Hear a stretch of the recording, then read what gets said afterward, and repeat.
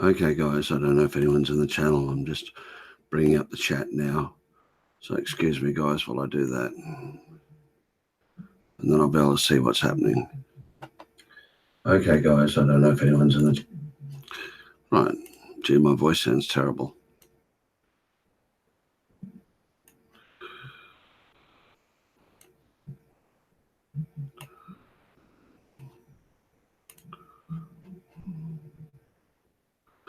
Okay.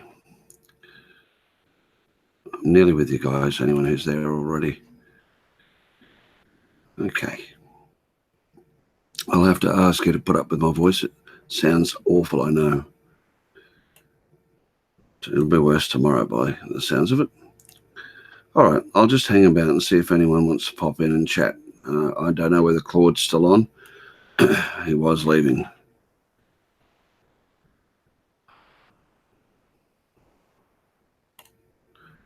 Okay, one watching. I don't know if that's me or somebody else.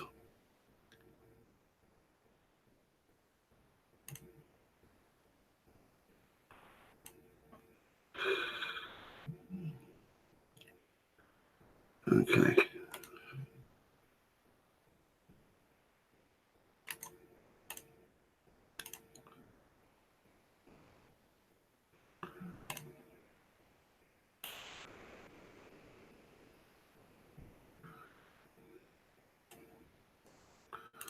I'm just checking some stuff, guys, while I'm waiting for people to arrive.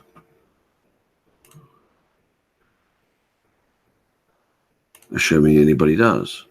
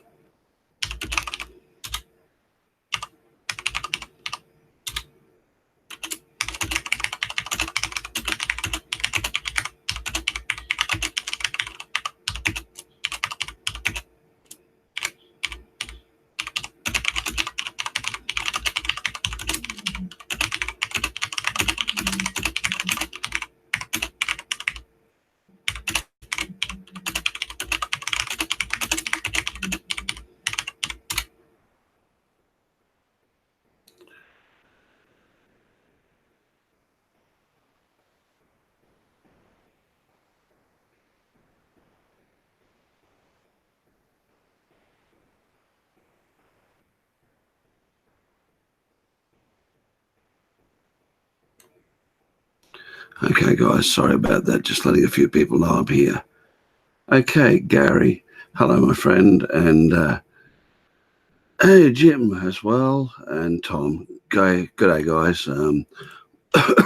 Wasn't planning on streaming tonight, but Claude's in a bit of a hot seat. He's got a sick wife and a sick dog, and he may have to drop out. So I just told him that I'd throw this up for anybody who wants to chat, and you're all welcome. I'll put a link in the chat in a moment because, as I've explained several times, while I'm streaming off 4G, I don't have working email. So it makes me a bit vulnerable, but there we go, guys. You've got to do it. Sorry, Les, I should have said Jim. And yes, as you can all tell, I've gotten better, and now I'm on the way down again. So I'm sorry about the voice. All right, I'm on another window. Okay, Tom, yeah, good stuff. And Gary, I don't know whether you or Les were on the side in Claude's channel, but I just had to jump in there. I knew where Claude was going to go. He's a great guy. I have no end of time for him. Don't always agree with him, but hey, it'd be a stupid world if he always agreed. But he thinks with his heart, and he gets hurt. I remember when that person accused him of only setting up a GoFundMe for Emma so he could fleece the money. He got really upset. So I just had to drop in there and try and pour a bit of oil on the waters. And I'm pretty satisfied with how it's all turned out. No, everyone seems to be coming away with their dignity intact. So that's a good thing. I'm just going to have a cough here, guys. This is going to happen a few times. You know, Tom, I know that you don't feel comfortable with streaming. So one of these days, when it's a decent hour for you, I'm going to open up a non-listed chat so that the link doesn't go out there, and I will just send you the link on a Facebook or somehow, so you can just pop in and you and I can have a chat if you'd feel comfortable with that. You know, as I revealed this morning, I actually have an avoidant personality disorder. Streaming is not easy for me, but I do know where you're at. Okay, guys, I'm just putting the link up. There it is. Anyone who wants to join in, please feel free, guys, because if I get a couple of you in here on the panel, I won't have to keep talking. Just enjoying a milkshake my brother made for me. He's a bit of an old fart, but he's a good milkshake maker. I've got a lot of experience with the internet communities. A friend and I formed Oceanic Gamers Network in 1999, which was a development of an even earlier gaming community. And it expanded to take on 137 game servers and forums for all of them. And the fellow I founded it with, he had to move on to other things for a number of years, left me to run it, and I sold it on to another person and then ran it for them, and various times over the years. And I used to appoint the moderators and oversee the forums. So I've really become used to what goes on in internet communities, and I've seen so many of them torn apart by simple misunderstandings. Look, honestly, obviously people don't always agree with me, and I don't always agree with them. And I'm pretty new, so I'm an unknown quantity. You guys are only just starting to get my measure now after 2 or 3 months. And it's the same for me. But I wasn't going to sit here and watch another ugly situation go down.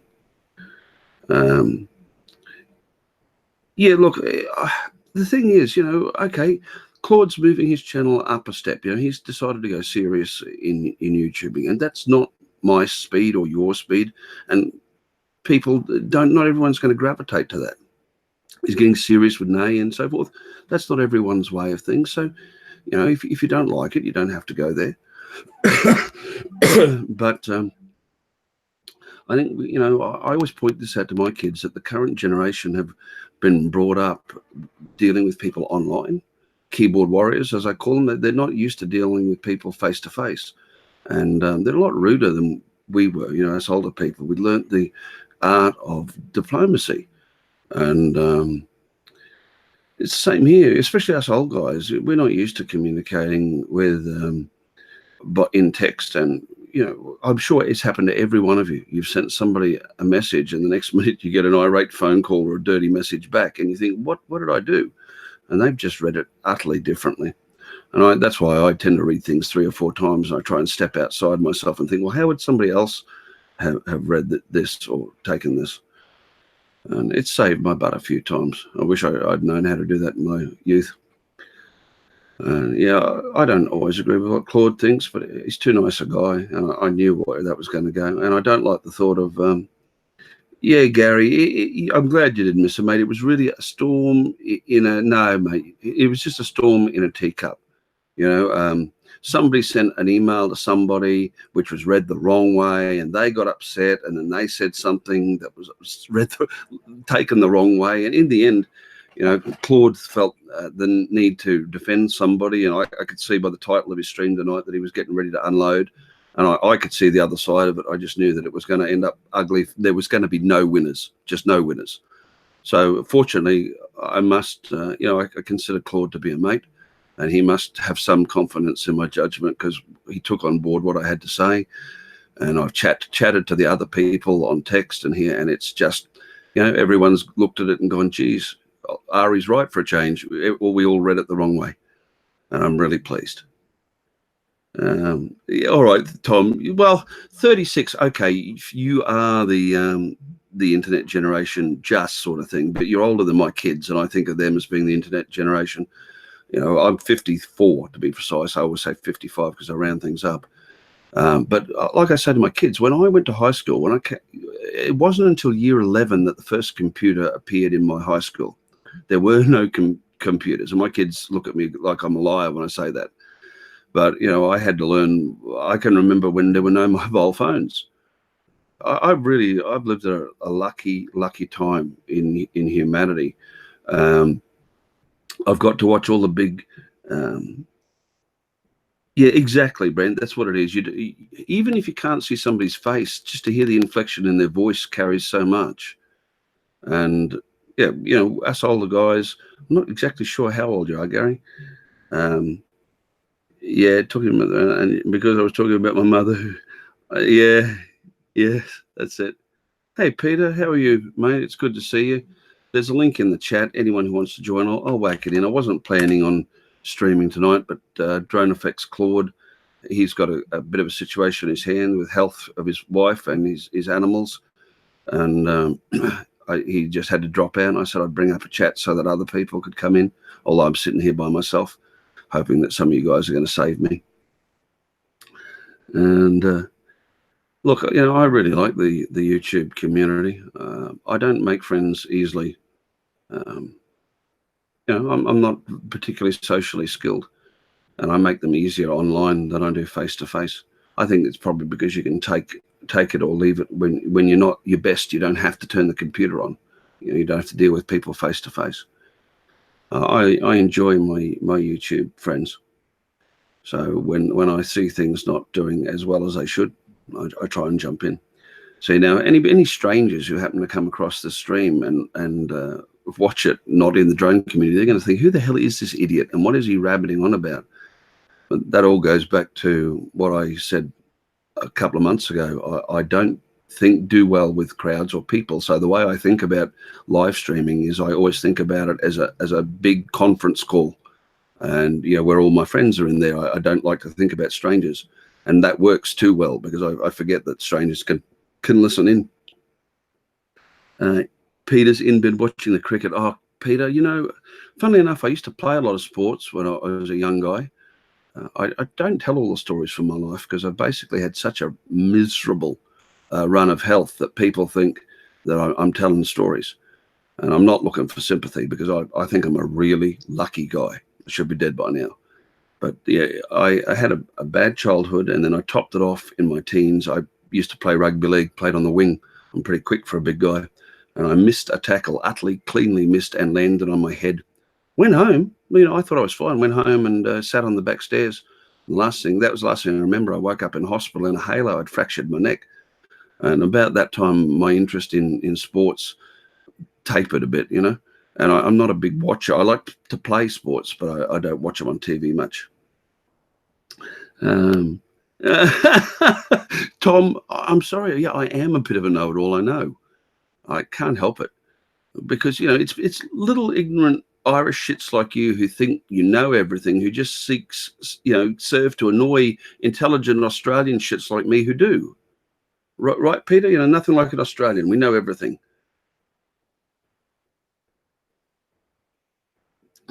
God, if Thomas doesn't know I was joking, then now I'm in trouble again. Yeah, Tom, I'm like you. I'm not a big. We have last night we had the State of Origin, which is the yeah. I think I am. I know I'm a know-it-all, mate. I don't get it right all the time. My only saving grace is I'm always open to changing my mind. You know, yeah, yeah, that's it.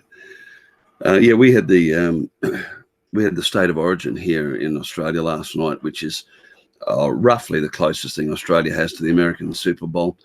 Britain's a rugby nation, so you know what I'm talking about. Or sorry, and Ireland, you're good rugby players, football players. We have this format here where once a year they have a competition. The two biggest rugby playing states in Australia are New South Wales and Queensland. And they have this set up that professional rugby players, whatever club they first played for, be it Queensland or New South Wales, determines which side they can play for in the State of Origin series. And each year they have a best of three competition between the Reds, Queensland or Maroons, and the Blues, New South Wales. And pretty much most of the country watches in. And it's pretty well the only 3 games of football I watch every year. And all the Queenslanders hate the New South Welshmen, and they hate all the Queenslanders. And then the rest of Australia decides who they hate more, the New South Welshmen or Queenslanders, and they go on the other side. But it was a good game last night. Hey, Dennis, how are you, mate? I'm good. I got sidetracked. I do my best editing in the morning. That's cool. I haven't been to bed since I saw you last because that was this morning for me. I messed up. I'm normally streaming at this time of night. And I streamed this morning because I had to fly this afternoon. I didn't make that clear afterwards. I thought everyone's going to think what an idiot. Listen, excuse me if I spoke out of turn about what I thought you were thinking or so forth. But, we don't always agree, but no one deserves to be crucified over this. I don't know what was said, but I'm good. I just, I'm good. That's all. It's time to move on. I just said, look, Sonia's all upset now, although I think she's okay because I was chatting to her. But she didn't really understand why you were upset. And she sent me a copy of the emails that she sent. I didn't know there was 2. And I saw where she said to you, making that noise, people think that it's rude. And I just said to her straight away, I said, that's your problem. That's where it ran onto the rocks right there, in my opinion. Although you probably didn't mean it that way. Dennis thought you were calling him rude. And now Dennis has said things that you guys have taken wrong. And I know Claude, right? He's a very genuine guy, but I don't think he takes the time out. Not that he's not capable, but I just don't think he takes the time out to think things through always. And he's very emotional. I remember when that person accused him of trying to steal Emma's money. And I knew when I saw the title of his stream tonight that he was getting ready to go off. I just had to jump in there and try and head that off because, okay. Claude's direction with his YouTube channel isn't ours, but hey, that's his to follow. And I don't think anyone meant anybody any hurt here. And I said to them straight out, I think Dennis feels a little, because Claude said you'd made those comments about you're not invited on his stream anymore. And I pointed out there was only a couple of months ago that Claude was saying similar things about another YouTuber who hosts a stream. I said people just take things the wrong way, and I think Dennis feels a little left on the side. So that's all. I guess it's just you got to realize when you look at the message that she sent me, I read the second one first. Yeah, because I don't check Messenger. It's not my thing. I don't jump right to Messenger. I do now because I do that, but I saw the second one first, which was kind of snarky. And then I went and read the first one after already feeling a little snarky and going, and then Claude just turned around and said something at the live stream. Because this is literally as I'm checking my phone as I'm getting out of work. And he's saying, I'm not going to give you a link, Dennis, because you're too noisy and saying pretty much mimicking what she said. And I'm like, and I just walked out of a 12-hour hell shift. And I was like, I'm going to just take a breath and do my own thing here. I was just like, huh. Why didn't everybody tell me I was annoying? It's pretty much what I thought, Dennis. Yeah. I'm not. I don't. Okay, I'm trying to find record. Yeah, go ahead. I am rude. I am. I'm proud of it. Do you know what? When I'm myself, I am, and I'm not proud of it. People skills do not come naturally to me. They're a coat of I put on. I have to analyze everything. Some would say overanalyze, and I'm guilty of that at times too. I get through everything on raw intellect, on raw processing power, and sometimes it's a little bit too detached. But it makes me aware of what's going on, and because I analyze everything, I see what other people are thinking. Yeah, and I think you and I have got a little bit of in common with that. That we're not exactly persons naturally. I'm a people person, but I just you can I have my bad days just like anybody else. You catch me after a 12-hour shift, after 3 12-hour shifts of hell. Oh yeah, with criticism, then I might take it the wrong way. Yep, I hear you, mate. I would not like to do your job. I wouldn't like to. Have been, I've got, as I've said before, I've got 4 trades. I did the shortest one of them in 2 years, and I've never taken more than 3. So that's why I got so many out of the way young. And then I get bored. I was the youngest retail manager in the state for a while in between 2 of my trades. I've soon discovered I really don't like working face to face with people. I don't mind it, but I just want it in smaller doses. Do you know what I mean? And yep, that's I like being on panels, but at the same time, it's not really a thing I need. Do you know what I mean? It's not. It's. I mean, if you want to talk to me about, motorcycles and drone stuff, and I mean, I'm nowhere near the level of droner that you guys are. To me, it's just a camera. You know what I mean? Yeah. The flying thing is part of it, but I mean, I like cinematic. I like to shoot. I get these thoughts and I want to shoot them. It's not part of me. I don't consider myself a droner, but look, you are, but perhaps not the same level that some of the other guys are. But if I was looking for advice on photography, you know where I'd be coming. I've said this many times. I don't make Michael? No, you. I make no secret of the fact that I consider myself to be a red hot pilot, but just an average photographer. It doesn't come naturally to me. I've got to work at it. Flying comes naturally. I don't have to think about it. Photography, not so. Gotcha. I've been a photographer. I don't remember not being a photographer. You know what I mean? It's like when I took all, I was at black and white photography in high school, but I was taking pictures long before that, and it's who I am. I think I'm a really broken old photographer at this point, and I'll try anything once. It's an art. It definitely is, and not. I'm not. Apart from music, I am not really artistic. Excuse me. My daughter is. My daughter cornered me this evening. I can talk about it now because she didn't quite make it into the final 64. My daughter was shortlisted for Australia's Got Talent this year, SPUD, and she when they appear on these programs, their first audition that you see is actually their third. They do 2 before that to make it to the first audition, and she did those 2, and she just missed out on the top 64. She came in and cornered me before. The reason she didn't make it in, and she'd be the first person to admit this, she didn't devote enough time for preparation. She had too many health issues. She's got a major heart problem and her other issues, which is why she's not in school. She came and cornered me this year, just about an hour before the stream, and said, Papa, this year, I'm going next year again, and I'm not going to bother about playing the guitar or anything else. I'm just going to concentrate on vocals, and I want you to back me. I want to do us as a duo act. And I thought, oh my God. So it looks like my next year is going to be interesting preparing for that. Yeah, have fun with that. I could never do that. I could never just get up in front of the cameras. And I mean, it's hard enough for me to do this because look at me. I'm like a potato with eyes. And that's pretty.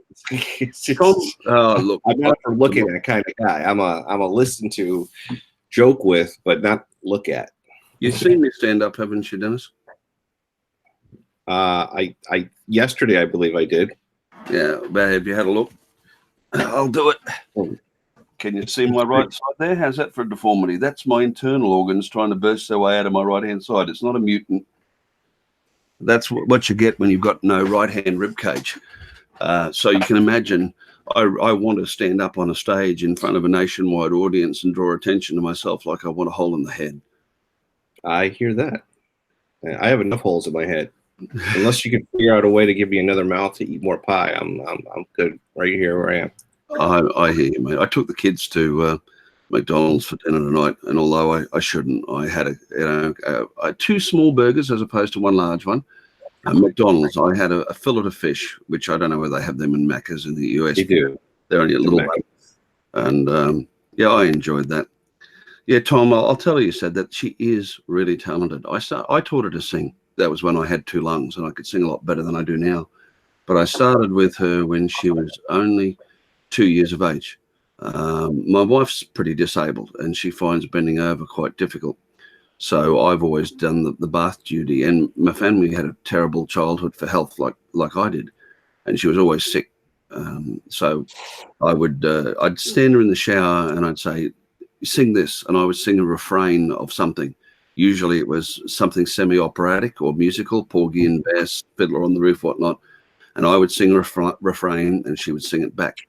And that's how I taught her to sing Monkey See, Monkey Do. She was a member of the Australian Youth Choir for a while. She has a beautiful voice, and she doesn't showcase it well enough. So, yeah, we'll see how we go with her. Okay, understood, Les. You've got poor coverage. That's fine, mate. Not a problem.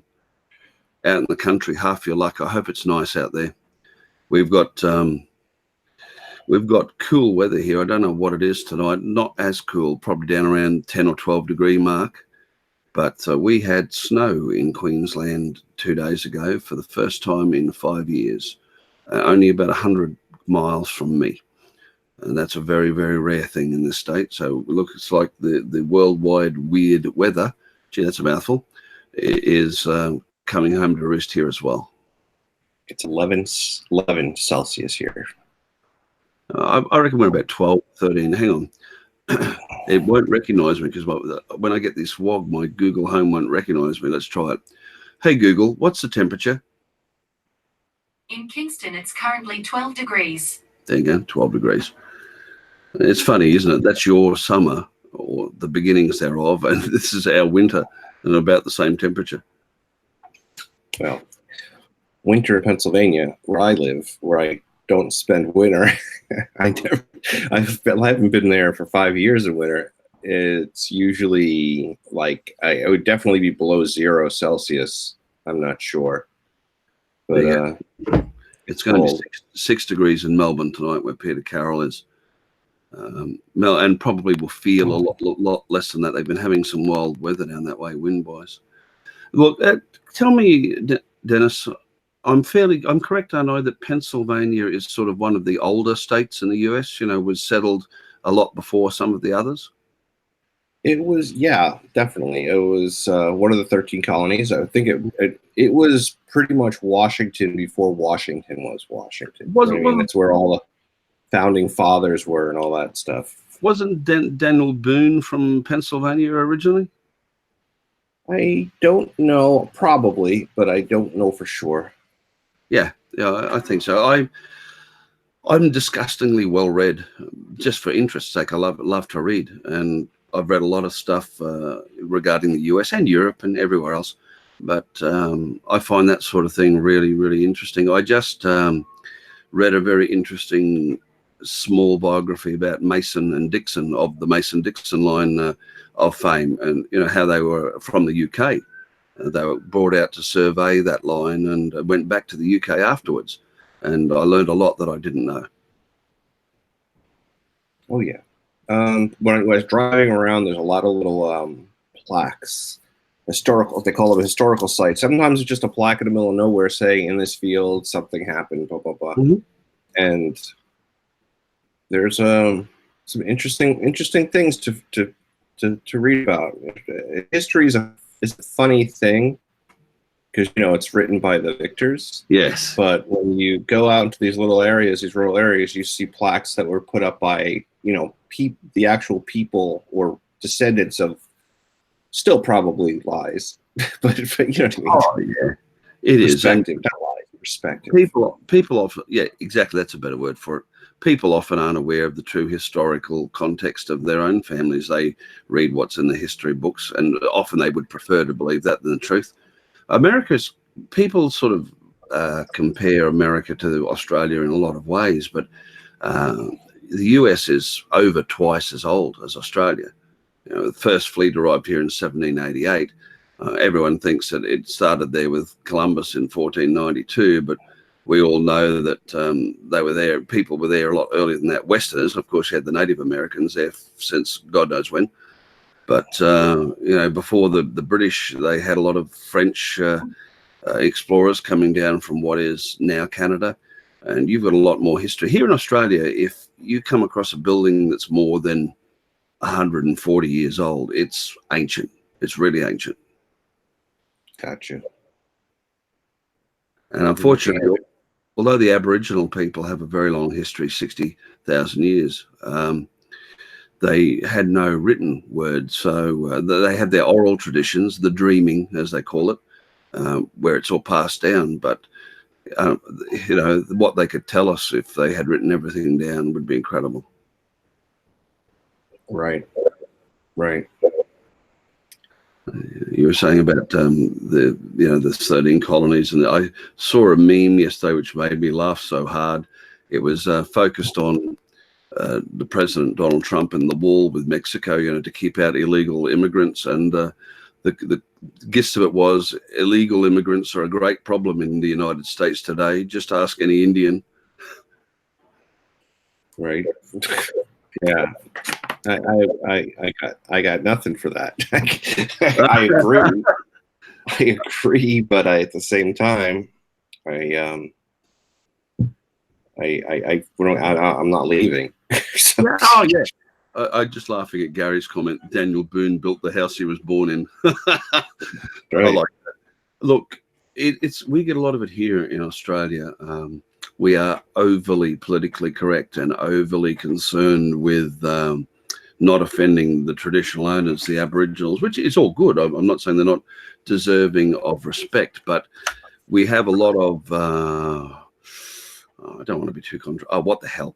We have a lot of politically correct do-gooders here who overachieve when it comes to making up for the sins of the past.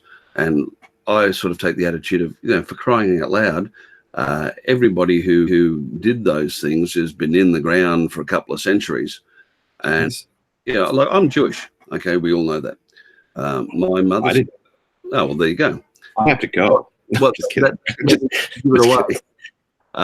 My family were German Jews. The ones that survived got out in 1923. Now that's why I speak a little German. I understand a lot of it when we get people from Germany in, because when I was younger, we had a lot of family members who originally German was the first language, and right up to my mother, they couldn't stand Germans. I don't take that stand. I have great friends who are German, and I think it's an utter tragedy that an ancient nation of great culture with music, history, music, and the arts is, at least for the next few hundred years, going to be judged on 11 years of madness led by an imbecile and a maniac. And I don't blame people. United States go through the same thing. Yeah. I don't expect the German people to be consistently apologizing for the Holocaust, because the people alive today have got nothing to do with it. And by the same token, I get tired of having to be constantly apologetic to the Aboriginal people for what the original settlers do. And I suspect that it's probably much the same in the US.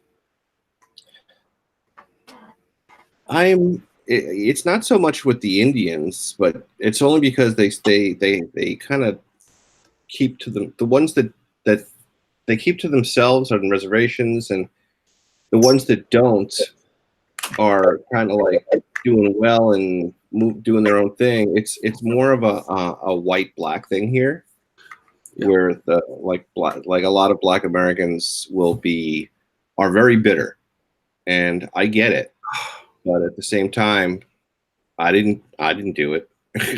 I get it. Yeah, same with slavery.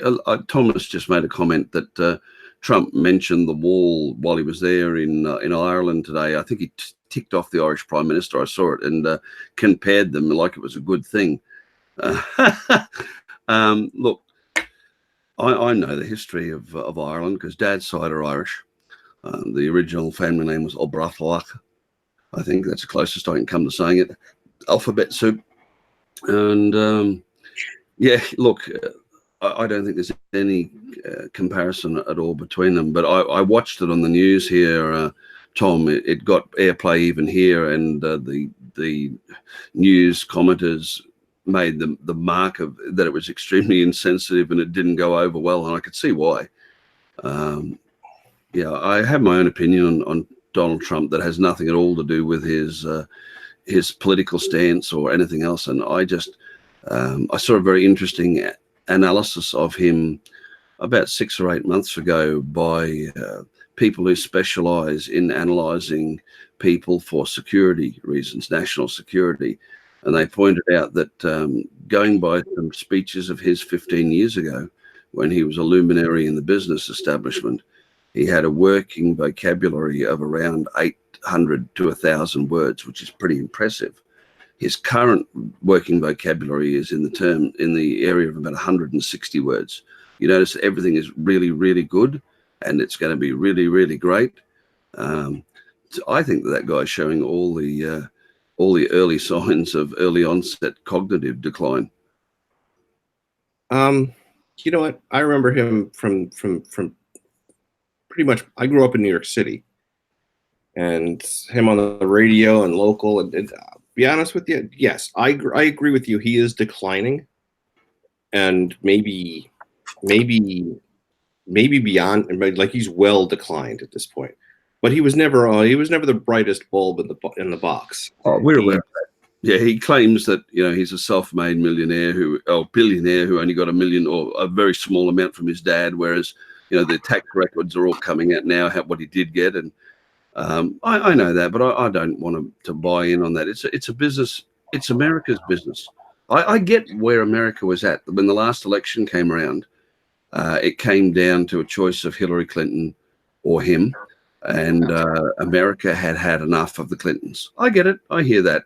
But it still doesn't make Donald the best statesman. I think it's like our country. The more you look at our current crop of politicians, the more you look back on our politicians of yesteryear with nostalgia. I for one have hated Trump since before it was fashionable. So I still can't believe he won. I'm still to this day. It made me maybe I overthink things, but when you look at the grand picture of things, like the whole big picture, not just the election, if he legitimately won, which I'm not saying he cheated or not cheated, what does that say about our people? That never underestimate the stupidity of the voting public, and I'm not talking about the American voting public in particular. I'm just talking about the voting public. Period. Anywhere they seem to make the craziest decisions sometimes. But we look back at Gary just told me that Donald Trump's father had Alzheimer's at 71, and that's interesting. I didn't know that, and I know that there is a link for it. But let's look at some of our previous politicians, your side of the pond or our side of the pond. Bob Hawke, who just passed away recently. I don't know whether you guys know who he is, but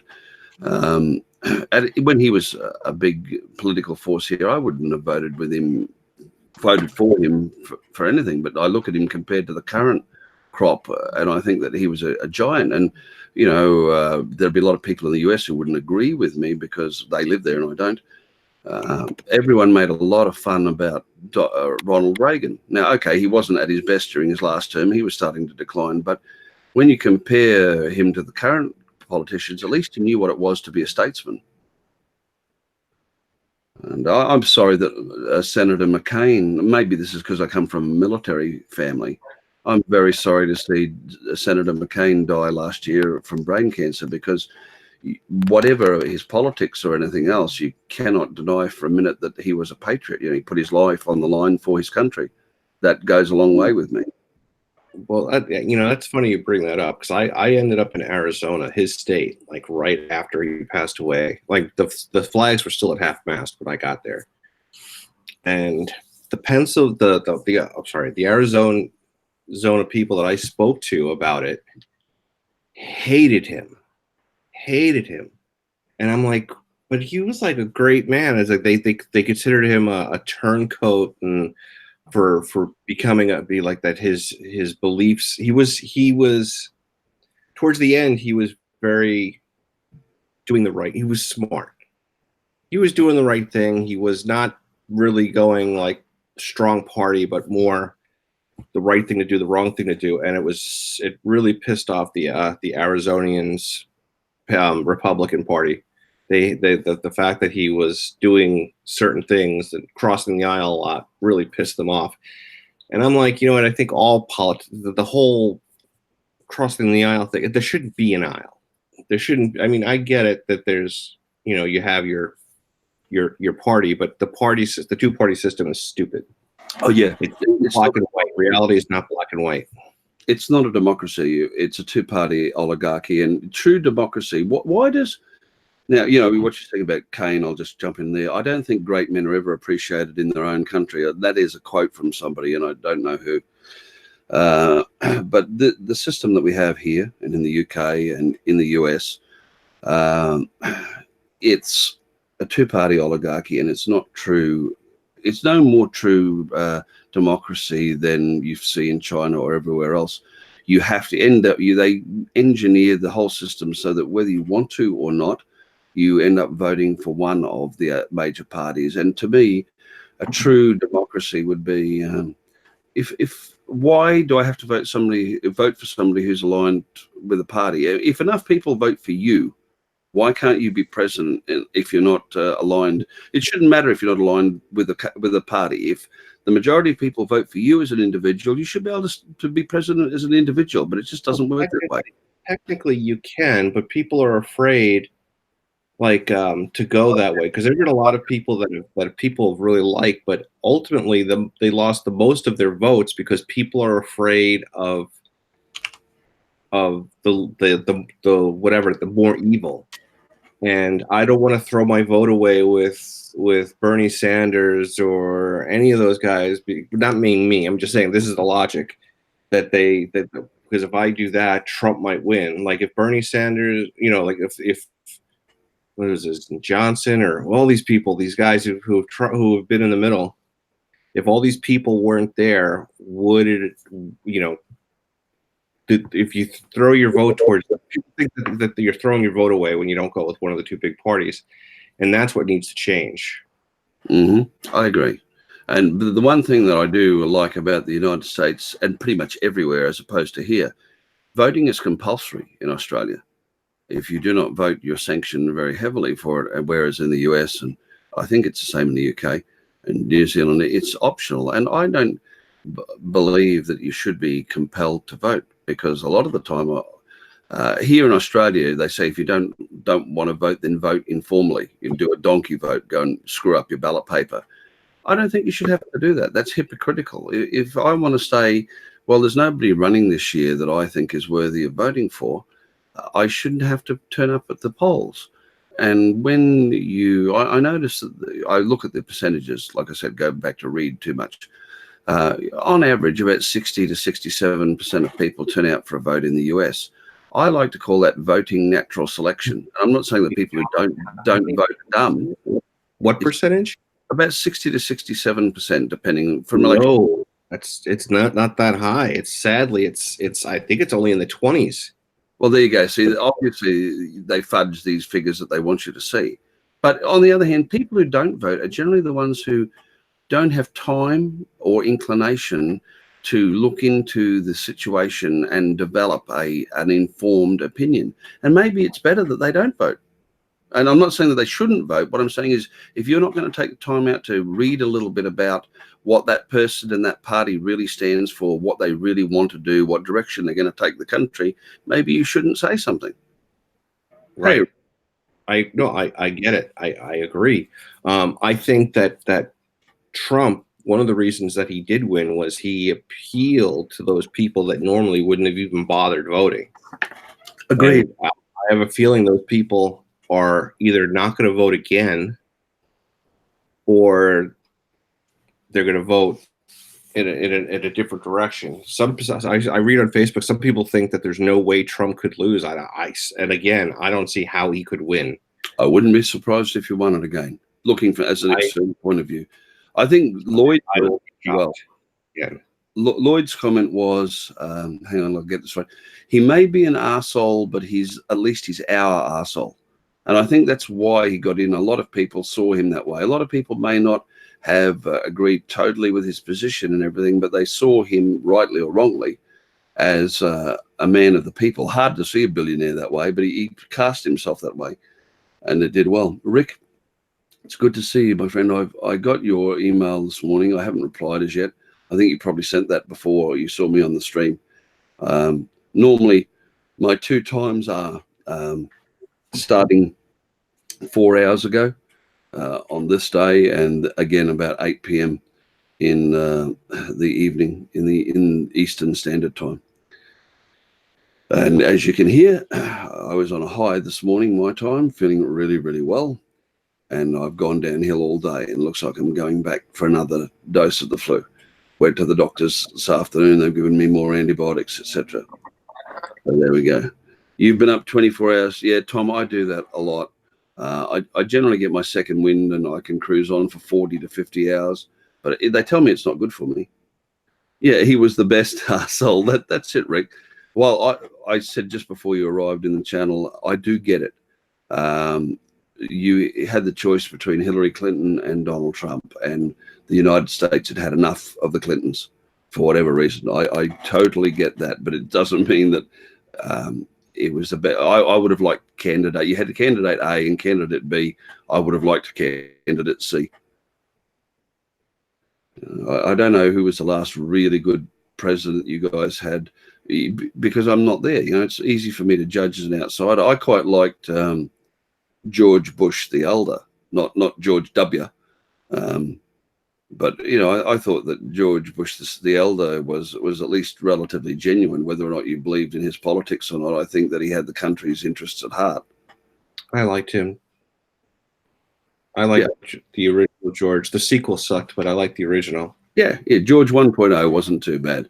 George 2.0, too much spamware. yeah, not the sharpest knife of the drawer. There were a few bugs in his code. I like all the memes where they show him and Trump and they go, "How do you like me now?" Yeah, that's right. You know, he's a bit like Prince Philip. You know, people like to highlight all of his gaffes and the things that he gets wrong when he's speaking. But I do that. I often say the wrong word in the wrong place. Going to bed, and yeah. Well, I'm glad to know that I woke you up, Tom. He was getting ready to go to bed when I came on, but then I woke him up. But mind you, I'm not pleased to know that I'm depriving you of sleep either. It's not fun for anybody. I'm going to be off in about another half an hour. I'm going to drop out and try and sleep because I'm starting to get all sinusy. You can hear it. Yeah, I thought this is a drone channel. It is sometimes, Tom. Like I said, I am not as serious about this as Roger and Claude and some of the others. As you saw in this morning's program, I pulled up Lychee, and I'll have to give a demonstration of DJI Flight Planner for you guys at some point. It's a relatively unknown piece of software. It's coded here in Australia. And I talked to the programmer via email personally, and I'm going to suggest to him that he might like to come on the live stream and have a little bit of a talk about his product. But it's a really nice little simple little package, not expensive, $99 US, and mated with Lychee, you have all of the mission planning abilities of Pix4D or Drone Deploy, and it's a lot cheaper, $99 US for for DJI Flight Planner and $25 for Lychee. It's a very good piece of equipment.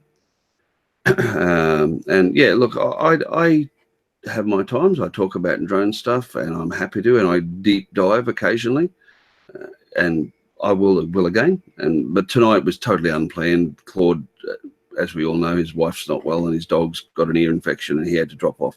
So I turned this on in case anyone wanted to have a chat. In the end, only Dennis loves me enough to come and talk to me on the panel. It's the accent. Love the accent. See, what is it? I get these man crushes from all these guys in the US. Well, you know, it's just I'm not getting any. Hey, Claude's back. It's like, do you want to bring your? I'll just stick the link in if you want to come in. But if you want to bring your channel back up, Claude, that's cool too, because I'm not traveling too well. And if everyone wants to drop back in with your stream, that'll be fine by me. I hope your wife and your dog are okay. In that order of importance, we all love our pooches, but the other half is certainly important. You know, you didn't say much, but from your inflection, I get the impression she's quite unwell. So I hope that she's looking up. Oh dear, and I haven't. I haven't heard back from Sonia. I think she's been distracted, but she and I were chatting back and forth there for a while, and I'm pretty sure that it's all good there as well. She'll be back, which is excellent. She's a good lady.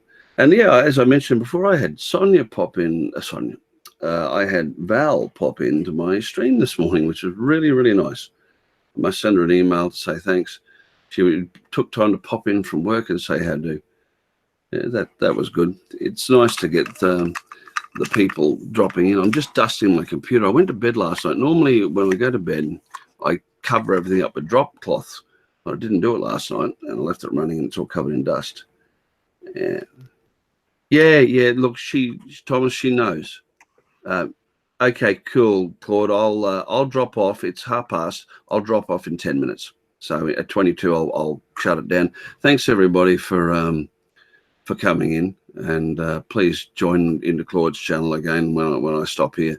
I probably won't. You can tell by looking at me that I'm just going to head for bed. It's 12:30 or in at night, early in the morning here, and I don't feel like doing my usual 4 a.m. stuff. And to be honest, I do not want to totally crash and burn and miss another 2 weeks. I'm obviously going to be ill for a couple more days. I'd like to try and get on top of that. It's not fun being sick, Dennis, especially. How old are you? You did tell me, but I've forgotten. 54. Yeah, well, exactly. I will be 54 in a month or so. What, 1965? Yep. Yeah, that's it. Same year as me. We are not as young as we used to be, and we don't bounce back like we used to. That's why I don't drink. As much as I don't mind going out and having a good time, it takes me days to feel better. Well, I used to have a drink. I was never a big drinker. I've probably been drunk 3 or 4 times in my life, like we all do when we were young. I've been on this Nazarite vow for 19 years now. So it's been that long since I've put a blade on my hair or drunk any strong spirits, and that wasn't a big thing for me to give away. But I've pretty well all bar decided that the end of this year, Mum will have been gone 20 years, and as a Nazarite vow is normally held for 30 or 100 days, I've done my duty, and I'm going to pack it in. I long to not have knots in my hair, and although I don't drink, it'd be nice to have a beer with the mates occasionally. Yeah, well, you're Irish, Tom. Of course you'll have beer. What's that, Dennis? Warm beer. Yeah, I'm not a big aficionado of warm beer, I must admit. That's cool. Claude, hey, the dog's away again. I'm back. Is your wife okay?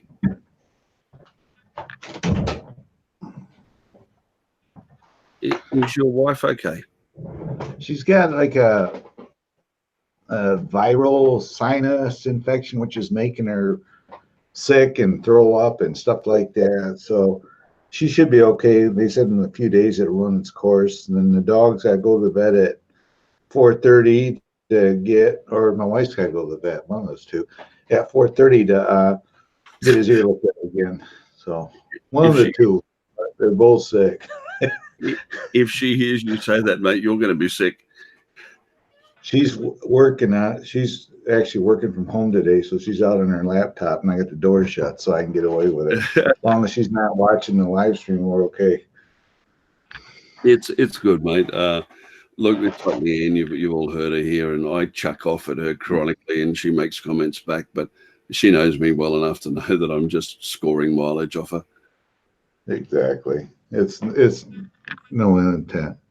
So yeah, I'm looking forward to just shaking this. I'm pretty much the same. It's all in the sinus, the head, and the throat. The chest is pretty clear, and I'm just dizzy and crappy.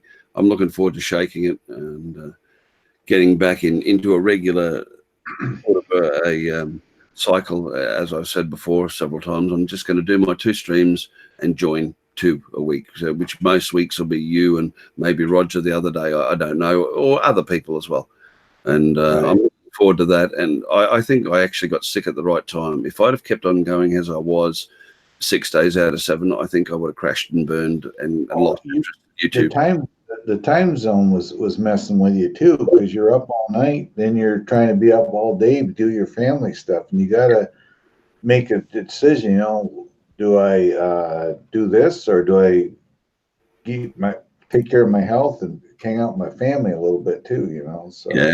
And then like I've had 4 days, sort of good days before I got ill again. I flew a few jobs. I did 3 jobs and went out again this afternoon, and I actually enjoyed that.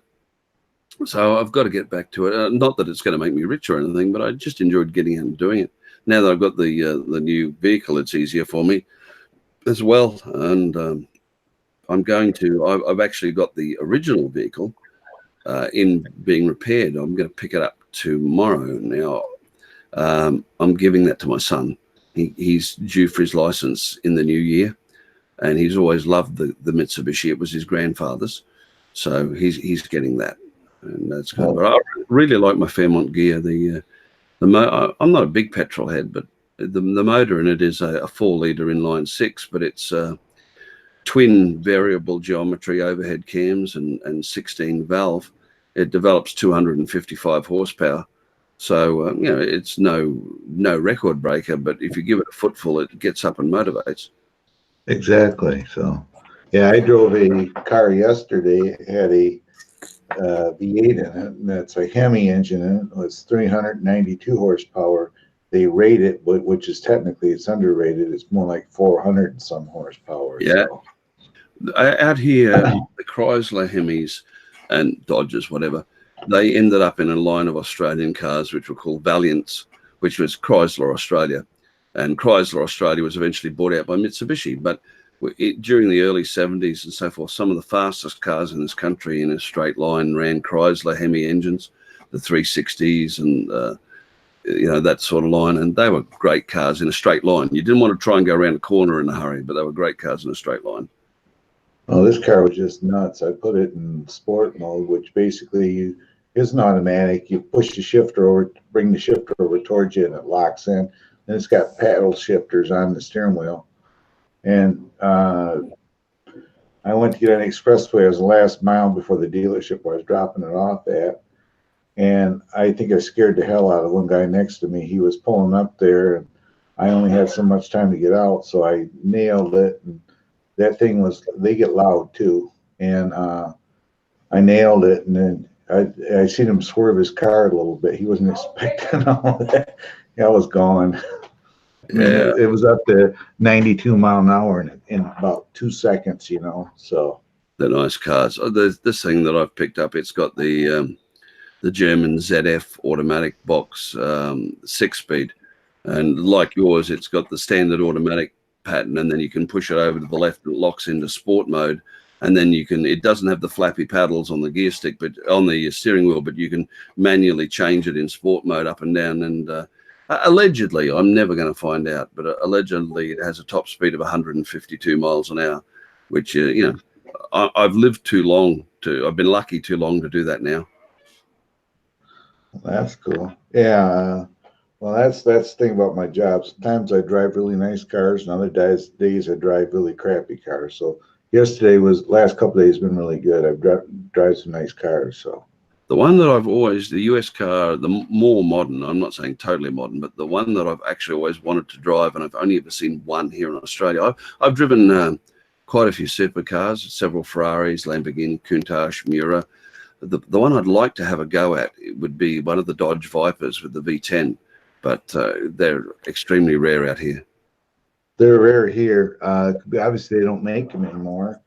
Our company rents them. You can rent them in Las Vegas if you go out there. They're available there as well as Corvettes to rent, but they're getting so rare because they don't make them no more, and people got them or guard them like like gold. So yeah, and I saw a thing on television the other week which made me laugh like hell, and that's I'll think of the name of it in a moment. They made a pickup truck with a Dodge Ram. They made a Dodge Ram with that engine in it as well. That made me fall about laughing. That is so American. Only the Americans would make a pickup that's got a motor in it that belongs in a full-out race car. oh yeah, you can get the 1500 with the 392 in it, and they can put 411 gears in them, and it'll basically, if you get on it, it'll break the rear tires loose in every shift. So Yeah, yeah, it's crazy. I've driven them. I'm too old for it now. Hang on a second. Yeah. Oh, good day, Red Eye. Sorry, I didn't realize you joined. 265 had me. Yeah, that's right. It was back here in the day. The two big ones that people used to love were what was called the Falcon GTHO Phase 3, which was sold in 1971. It was in the day the fastest four-door production car in the world.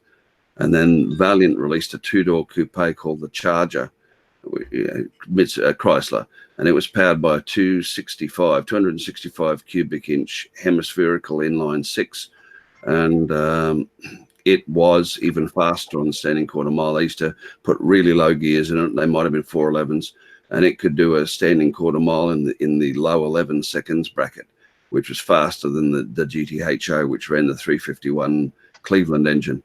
But in all fairness, the GT had a much higher top speed. And like I said before, the Valiant would go like hell in a straight line, but you didn't want to try and turn a corner in one. Yeah, that's it, Red Eye. They went like a shower of, yeah, you know what?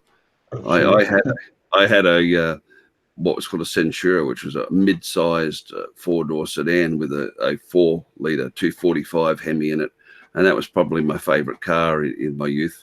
It's a wonder I didn't kill myself in it. 4-speed manual, like hell. What I've noticed is I've driven a lot of cars, and I can definitely tell you the ones that I would and would not buy, or would not want my personal self. The Challenger is one of the cars I absolutely love to drive. I like that, and the Dodge Charger. The Mustangs, I'm not keen on them, as well as the Camaros. Yeah. The Camaros are not geared for older people. You and me, we would go to a Camaro. You'd open the door, the window drops down a quarter of an inch, so the door will open up automatically. You fall in it. It's so low sitting. Then when you go to get out of it, you get you and your brother and somebody else to help drag you out of the thing because you're sitting right on the ground. The Mustang, I've driven Mustangs. They're not bad as a Camaro, but they're definitely not, if you were looking at buying a Mustang and drive it year round in Michigan, no. Yeah, I hear you. Yeah, if I was going to, I'm assuming you still hear me. I know you're getting up from Michigan. If I was, there you go. Yeah, so I learned that really quick. And believe it or not, one of the favorite cars is what we got. We got a Nissan Rogue and the Muranos. If I was going to buy a car personally for me to drive, it'd be one of those two. I don't know them by that name. They're probably sold out here, but they often use a different name here to there. Yeah, I know because let's see here, and Let's see here. Not even Bill. Let's see here. Oh, I could not stand the 253 red eye. That horrible cam lifter chewing pieces of crap. It was either a 5 litre or nothing for me anyway. But yeah, Claude, if I was going to buy an American muscle car, I'm a product of my age. I'd like a Mustang, but it'd have to be one of the late 60s era, you know, the fastbacks. And of course, Right. they're worth a mint. And if I was going to buy a Camaro / Trans Am sort of thing, again, it'd be the early 70s. The Smokey and the Bandit shape is the one I like. Challenger RT 392. Yeah, actually, I don't know if you can hear it. I can. I did a video recording as I was driving. Let's see here if I can. Hopefully, I'm still here. Yeah, you can see that's the in-car view of it. RT 392. Sometimes you just get damn lucky. You do too. Yeah. It had a hood scoop in it. It had air, the deflector, so it doesn't get what they call air damming, where the heat damming, it lets Yep. the air flow through the hood. It had all that on there, and it had the front spoiler on it. It was a nice car. I'm just reading what Red Eye is writing. He's talking about Australian cars, which won't mean too much to you guys. Yeah, that's it. I've got 2 cars currently now. I've got a 2005 Magna, which I've tickled up to about 220, 230 horsepower, and load it down on the deck. That's what I'm giving to the kids or to the son. I've just bought a BF Fairmont gear for myself. All right, guys, I'm going to call it quits at that point. I'm getting croakier as it goes on. Dennis, thanks for coming in, and you too. Yeah. Thanks for. I'll fire up mine if they want to come back over. So. Thanks for listening to me before, mate. I really was worried that I was going to step over the line, but I just didn't want that to go on. Yeah, no one was going to come out of that well. No, I'm just that way. I would defend anybody that's good friends of mine. So. If I'd have thought that was seriously having a go at Sonia, I would have said to him, but I knew he wasn't. And I knew that Sonia wasn't seriously having a go at him either. It's just a series of unfortunate events, as the TV show's called. All right, guys. Good night. All right. Good night, Claude. All right. We'll see you later. Later. And anybody else. I'll start mine up in a few minutes here. So if they want to come over, they can come over. Good night, everyone. Right. Thanks. I may be missing for a couple of days if I do get ill like I expect, but I'll be back. Take care, mate. Yep. See you later, Ari. Bye.